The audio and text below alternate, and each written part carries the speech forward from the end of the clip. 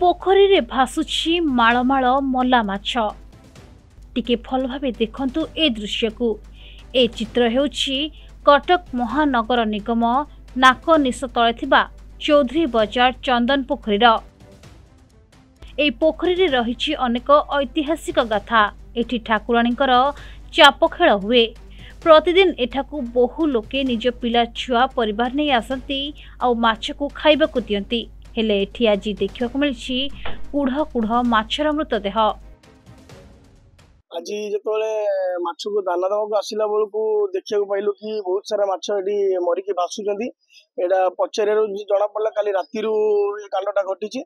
दुखर विषय municipal office भी आम ये पाखे अच्छी मेयर ऑफिस भी ये तो सी ना आपत्ति कार नजर अच्छी ना क्या आपत्ति कहीं ध्यान दौरान ये ना लाइट री व्यवस्था अहितुक कार्य ये तो निशा द्रव्यर कार्य यहाँ गंथाघर हो गलानी ना ये गोटे सीसीटीवी कैमेरा भी लगी पड़ा। बहुत दुखर विषय आगे आमर प्रसिद्ध रामंकर ये सब बड़ पूजा भी ये कराए मारुति मंडप सब रामनवमी पूरा फेमस किंतु एठी कौन प्रकार भी ध्यान दि जाऊनी कहीं कटक कटक अवहेला कहीं कर आगे आसिकी प्रत्येक दिन दि जाए जब भी समय पाए आसिक छिड़ा जाए आज्ञा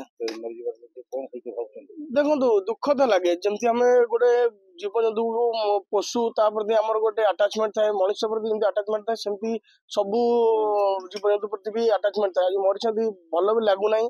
तेबे कहीं किभली मले ताहा एबे प्रश्नवाची सृष्टि करछि।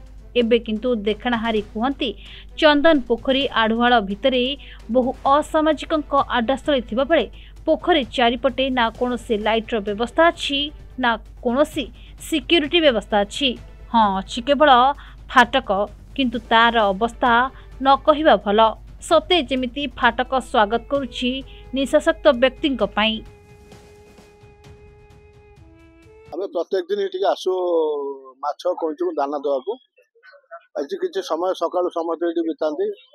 आज बड़ा दुख कथा ये माछ गुड़ाक भासुंट ये म्युनिसिपालिटी ऑफिस आम 500 मीटर दूर ये कैमेरा गोटे ना ये जो पोखरी चारिकड़ ये गोटे प्रसिद्ध जगह मर्यादा पुरुष श्रीरामचंद्र ये गोटे एत बड़ा फंक्शन प्रतिवर्ष करा जाए।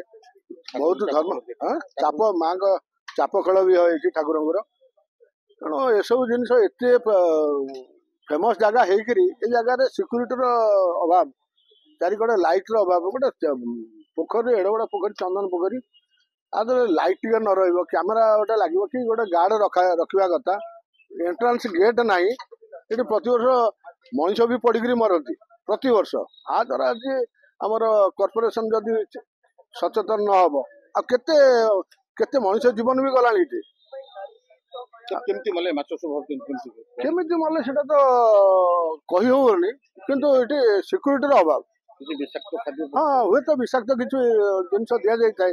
कटक सिद्धेश्वर रावल रिपोर्ट प्रतिदिन टीवी।